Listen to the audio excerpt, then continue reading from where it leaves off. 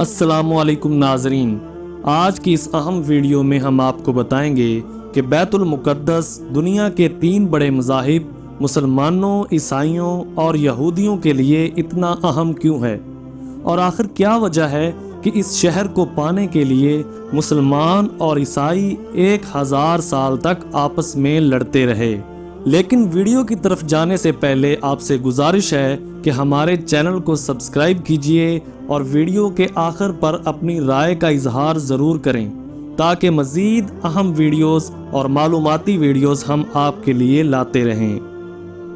ناظرین، بیت المقدس یا یروشلم ایک ایسا شہر ہے جو کہ عیسائیوں، یہودیوں اور مسلمانوں کے لیے یکساں عزت اور احترام کا باعث ہے۔ بیت المقدس کا مطلب پاک گھر، جبکہ عبرانی لفظ یروشلم کا مطلب خدائی حکومت ہے۔ یہ مقدس شہر کتنی ہی بار اجڑا اور پھر اسی تابنائی کے ساتھ دوبارہ آباد ہوا۔ اکثر انبیاء کرام علیہ السلام اسی شہر میں اللہ تعالیٰ کا پیغام لے کر بھیجے گئے۔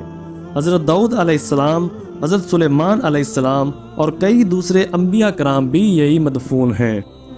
عیسائیوں کا یہ ماننا ہے کہ حضرت عیسیٰ علیہ السلام کی جائے پیدائش یعنی کہ بیت اللحم اسی شہر میں واقع ہے۔ ان کے مطابق حضرت عیسیٰ علیہ السلام کو یہیں مصلوب کیا گیا تھا اور اسی شہر میں ان کا سب سے مقدس کلیسا چرچ آف دی ہولی ایسلتھر واقع ہے، جبکہ یہودیوں کا یہ عقیدہ ہے کہ یہ وہی شہر ہے کہ جہاں سے کائنات کی تخلیق ہوئی۔ یہیں سے حضرت ابراہیم علیہ السلام نے اپنے بیٹے کی قربانی کی تیاری کی تھی۔ یہاں موجود مغربی دیوار یہودیوں کی عظیم مذہبی یادگار ہے جسے دیوار گریہ بھی کہا جاتا ہے۔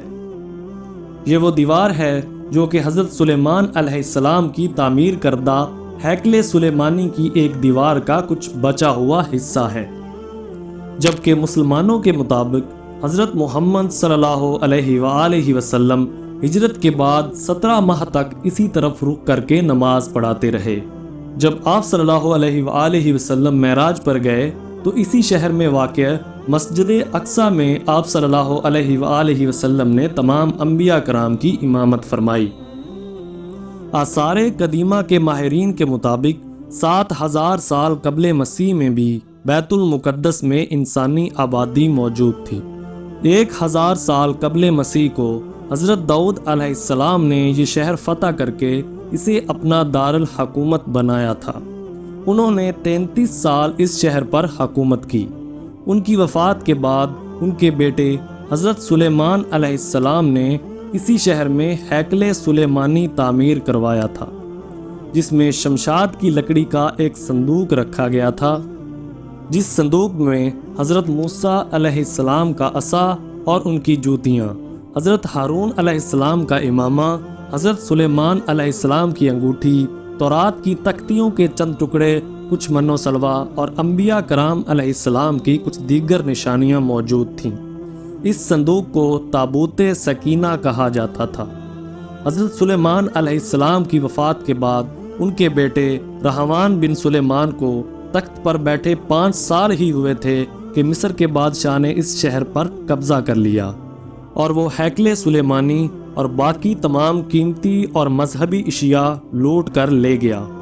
740 قبل مسیح میں حسکینہ بادشاہ نے اپنے دور حکومت میں ہیکل سلیمانی کی عظمت کو دوبارہ بحال کیا۔ 598 قبل مسیح میں بادشاہ بخت نصر نے، جسے لوگ شداد کے نام سے بھی جانتے ہیں، اس شہر پر حملہ کیا تو اس نے ہیکل سلیمانی کا نام و نشان تک مٹا دیا۔ اس نے یہودیوں کو اس شہر سے جلا وطن کیا اور اس کے ساتھ ساتھ تورات اور تابوت سکینہ کو بھی لے گیا، جس کے بعد تابوت سکینہ تو ایسا غائب ہوا کہ آج تک اس کا نام و نشان تک نہ ملا۔ 539 قبل مسیح میں جب ایرانی کسریٰ نے کابل فتح کیا تو اس نے یہودیوں کو یروشلم واپس جانے کی اجازت دے دی۔ اس کے بعد یہودیوں نے ہیکل سلیمانی کو دوبارہ تعمیر کیا، لیکن 70 عیسوی میں جب رومی شہنشاہ ٹائٹس نے یہ شہر فتح کیا تو اس نے ہیکل سلیمانی کو جلا کر راکھ کر دیا اور یہودیوں کو چن چن کر مارا۔ یہودیوں سے نفرت کی وجہ سے رومن باشندوں نے ہیکل سلیمانی کی جگہ پر کوڑا کرکٹ کا ڈھیر لگا دیا 638 عیسوی میں مسلمانوں کے دوسرے خلیفہ حضرت عمر رضی اللہ تعالی عنہ نے رومن بادشاہ کو شکست دے کر بیت المقدس فتح کیا تو یہاں پر یہودیوں اور ہیکل سلیمانی کا کوئی بھی نام و نشان واقع نہ تھا۔ حضرت عمر رضی اللہ تعالی عنہ نے یہاں مسجد اقصی تعمیر کروائی۔ 691 عیسوی میں اموی خلیفہ عبد الملک بن مروان نے مسجد اقصی اور قبۃ الصغریٰ کی بنیاد اٹھائی۔ عربی میں قبۃ الصغریٰ کا مطلب چٹان کا گنبد ہے، اسی وجہ سے عیسائی اور یہودی قبۃ الصغریٰ کو ڈوم آف دی راک کہتے ہیں۔ 1099 عیسوی میں پہلی صلیبی جنگ کے بعد جب صلیبیوں کا بیت المقدس پر قبضہ ہو گیا تو انہوں نے مسجد اقصی کے اندر ہاسٹل بنا کر اس میں کئی کمرے بنا لیے۔ انہوں نے مسجد اقصی کے اندر اور مسجد اقصی کے ساتھ ساتھ ایک گرجا بھی تعمیر کر لیا۔ سلطان صلاح الدین ایوبی نے قبلہ اول کی آزادی کے لیے 16 جنگیں لڑیں اور بالآخر 1187 عیسوی میں بیت المقدس فتح کر کے مسجد اقصی کو صلیبیوں سے پاک کر دیا۔ بیت المقدس پر قبضہ کے لیے یکے بعد دیگرے 4 صلیبی جنگیں لڑی گئیں، لیکن صلیبی بیت المقدس پر دوبارہ قبضہ حاصل نہ کر سکے۔ 1517 عیسوی میں سلطنت عثمانیہ کے سلطان سلیم اول نے بیت المقدس کو اپنی ریاست کا حصہ بنا لیا۔ 1517 سے لے کر 1917 تک یہ شہر عثمانی سلطنت کا حصہ رہا۔ عثمانی دور میں بھی یہودیوں نے یہاں آزاد یہودی ریاست کے قیام کی بہت کوششیں کیں، لیکن عثمانی سلطان عبد الحمید دوم نے ایسی تمام کوششیں رد کر دیں، یہاں تک کہ سلطان عبد الحمید دوم کی معزولی اور جلا وطنی کے بعد بالآخر 1917 کو برطانوی جرنیل نے کمزور عثمانیوں کو شکست دے کر بیت المقدس پر قبضہ کر لیا۔ اس فتح کے بعد 3 دہائیوں تک بیت المقدس برطانوی قبضہ میں رہا، تاہم اس دوران بیت المقدس میں پوری دنیا سے یہودی لا کر بسائے گئے۔ آخرکار 1947 عیسوی میں اقوام متحدہ نے فلسطین کی تقسیم کا منصوبہ منظور کیا، جس کے تحت نہ صرف فلسطین بلکہ بیت المقدس کے بھی 2 حصے کر دیے گئے، مشرقی حصہ فلسطینیوں جبکہ مغربی حصہ یہودیوں کے حوالے کر دیا گیا۔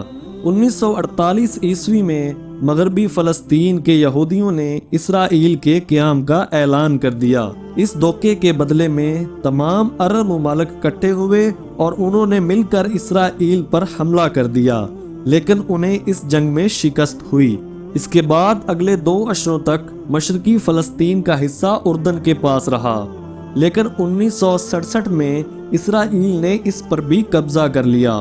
بین الاقوامی برادری اس قبضے کو آج بھی غیر قانونی قرار دیتی ہے۔